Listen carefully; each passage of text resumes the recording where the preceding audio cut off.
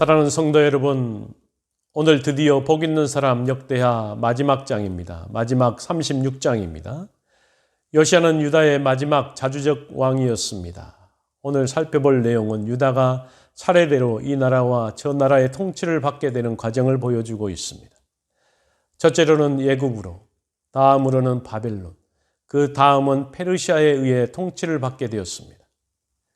이러한 정치적인 몰락과 패망의 이유는 요시야의 통치 아래 온 이스라엘의 회복된 신실함에서부터 시드기야 시대에 계속된 보편적인 불신으로 유다가 훨씬 더 심각하게 영적으로 쇠퇴하고 타락했기 때문이었습니다. 역대기의 마지막 장은 이 영적인 붕괴를 주도한 마지막 네 왕들의 통치를 빠른 속도로 요약해주고 있습니다. 백성들에게 존경받던 요시야가 죽은 후 요시야의 아들 여호아스가 왕이 되었습니다. 요시야 죽음 후에 유다 역사는 쇠퇴하고 30여 년 후에 바벨론에 멸망하고 말았습니다. 요시야의 죽음으로 유다의 운명도 기울어가고 있었습니다. 애굽 왕 느고가 예루살렘을 정복하고 여호아스를 애굽으로 끌고 가고 여호야김을 왕으로 세웠습니다. 다음 왕 여호야긴은 바벨론이 잡혀가고 바벨론이 시드기야를 왕으로 세웠습니다. 이처럼 유다의 마지막 네 왕에 대해서 간략하게 정리해 주고 있습니다. 먼저 여호아스입니다. 23살의 왕이 되어 불과 3개월 동안 통치했습니다. 애굽 왕 느고가 예루살렘을 정복하고 유다 정치를 간섭했습니다. 유다 백성이 왕으로 세운 여호아스를 폐위시키고 애굽으로 잡아가고 여호아스의 형 엘리야김을 요야김으로 이름을 바꿔 왕으로 세웠습니다. 두 번째 여호야김입니다. 5살 때 왕위에 올라 11년간을 다스렸습니다. 여호야김도 하나님 보시기에 악한 왕이었습니다. 바벨론 느부갓네살이 예루살렘을 정복하고 성전 안의 모든 기구들을 바벨론으로 가져갈 때에 여호야김도 쇠사슬로 결박시켜 끌고 갔습니다. 그리고 세 번째 여호야긴 왕입니다. 8살 때 왕이 되어 100일 동안 유다를 통치했습니다. 아버지 여호야김처럼 악을 행한 왕이었습니다. 여호야긴도 성전의 귀한 그릇들과 함께 바벨론의 포로로 끌려갔습니다. 바벨론이 여호야긴의 숙부 시드기야를 유다 왕으로 세웠고 그는 남유다의 마지막 왕이었습니다. 시드기야 왕은 시드기야 시대에 하나님의 심판이 임했습니다. 시드기야도 하나님께 악한 왕이었습니다. 시드기야는 바벨론을 배반하고 우상으로 하나님의 전을 더럽혔고 선지자를 조롱하여 업신여겼습니다.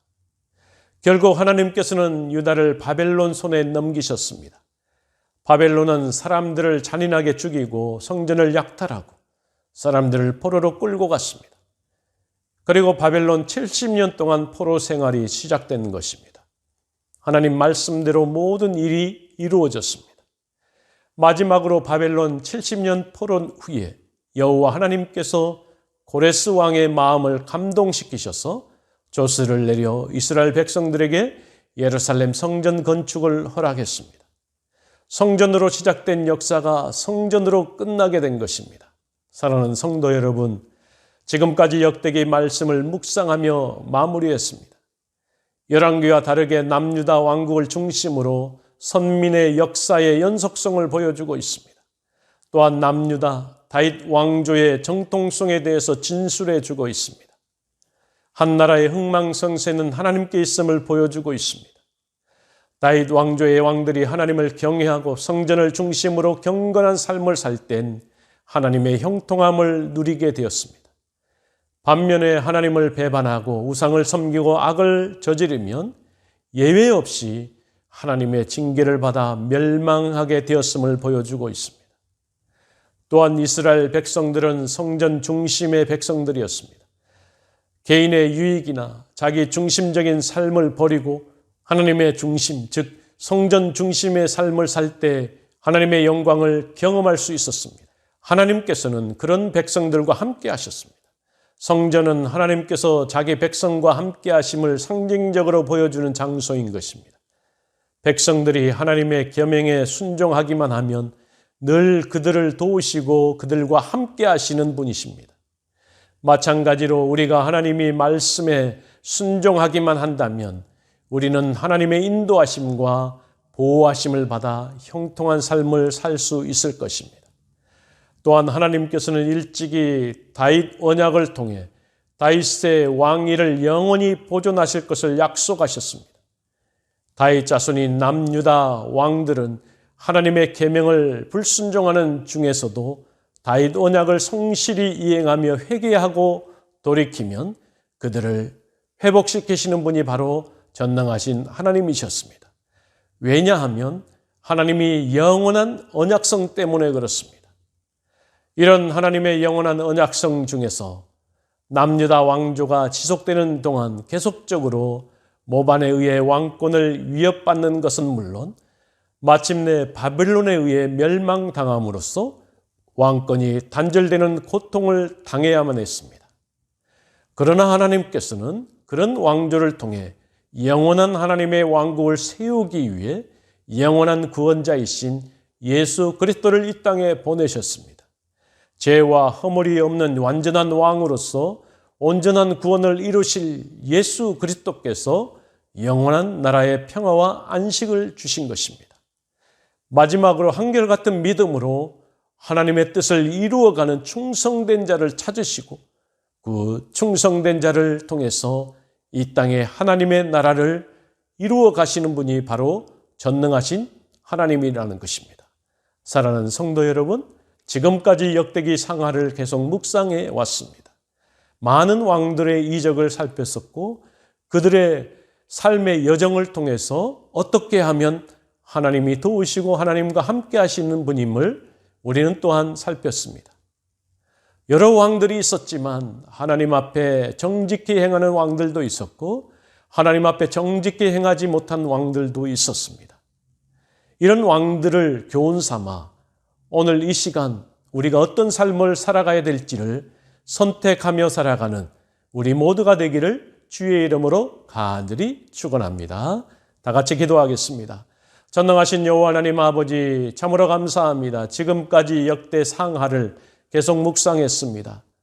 왕들의 일생을 통해서 우리가 많은 깨달음을 얻습니다.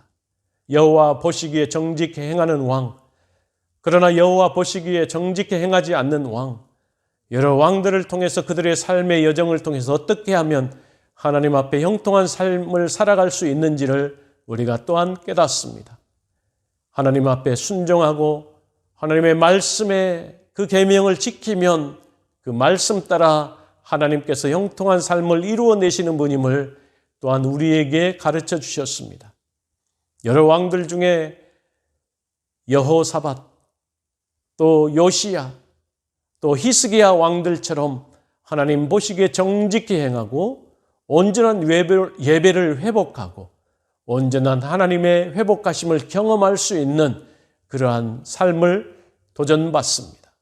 주여 하나님 아버지, 그렇지 못한 여러 왕들, 그들이 징계를 받아 심판을 받아 그들의 마지막의 삶이 어떠한 삶이었는지를 우리에게 가르쳐 주셨습니다. 비록 그들이 그런 삶을 살았지만 회개하고 돌이킬 때는 언제든지 받아주시고 회복해 하시는 그런 하나님이라는 것을 또한 깨닫습니다. 오늘 살아가면서 정말로 하나님 앞에 온전히 돌아오고 회개하고 회복하는 놀라운 역사가 우리의 삶 가운데 펼쳐질 수 있도록 인도하여 주옵소서. 모든 것 감사드리며 예수님의 이름으로 간절히 기도하옵나이다. 아멘.